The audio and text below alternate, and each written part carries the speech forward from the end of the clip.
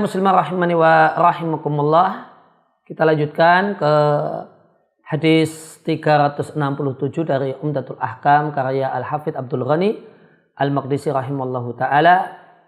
Masih seputar sumpah dari salah satu sahabat Nabi, juga ulama di kalangan para sahabat, Abdullah ibnu Mas'ud radhiyallahu anhu.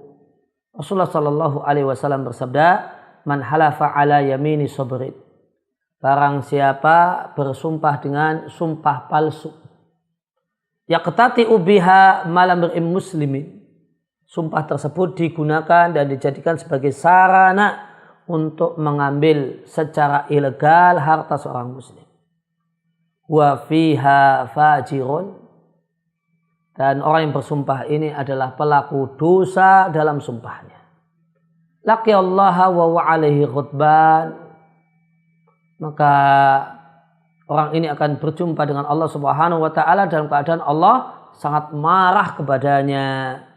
Lantas turunlah firman Allah taala di surat Ali Imran ayat yang ke-77, "Innal ladzina yashtaruna bi ahdillahi wa aymanihim."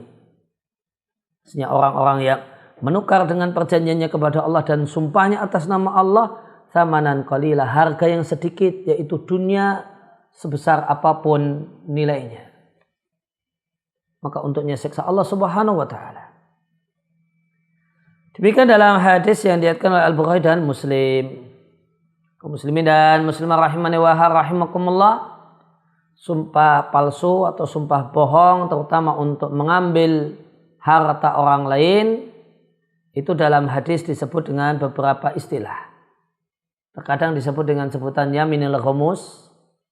Kemudian istilah yang lainnya ada di hadis ini, yaitu yaminu sabri. Ini semua artinya sumpah palsu, dan sumpah palsu itu pasti berkenaan dengan masa lalu. Ini pasti berkenaan dengan masa lalu. Dia katakan misalnya mau ngambil tanah orang, saya tahun sekian saya beli tanah ini dengan harga sekian-sekian. Begitu. Demi Allah demikianlah kejadiannya. Maka berkenaan dengan masa lalu. Maka siapa yang bersumpah dengan sumpah palsu, apalagi untuk mengambil harta orang lain, maka Allah sangat marah kepadanya. Bukan hanya marah, non ghadban, mengikuti wazan fa'lan yang artinya sangat marah. Pelajaran yang bisa dipetik dari hadis ini, haramnya bohong dalam sumpah.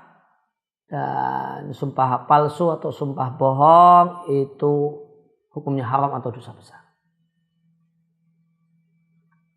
Kemudian hadis ini dalil bahasanya memakan harta orang lain itu haram menurut syariat dan sebuah dosa besar.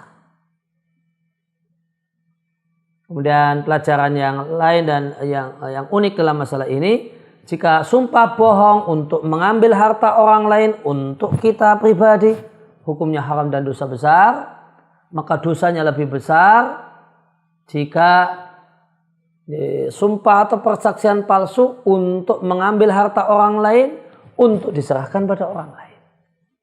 Itu lebih besar dosanya. Kemudian hadis ini dalil bahwasanya Allah memiliki sifat marah. Bahkan marahnya Allah itu bertingkat-tingkat. Di sini kosakata yang gunakan ghadban, penuh marahnya. Itu marah yang marah besar.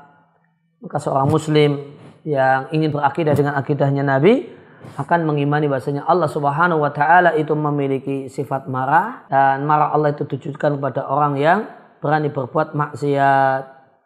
Di antaranya adalah sumpah palsu, terutama untuk mendapatkan dan mengambil harta orang lain sekecil apapun nilainya. Tidak harus disyaratkan sesuatu yang bernilai besar. Ya, demikian kandungan hadis ini, ya, merupakan salah satu hadis di Umdatul Ahkam karya Al-Hafidz Abdul Ghani Al-Maqdisi rahimallahu ta'ala. Demikian, sallallahu ala nabiyina Muhammadin wa ala alihi wa sahbihi wa sallam, wa akhiru da'wana anil hamdulillahi rabbil alamin.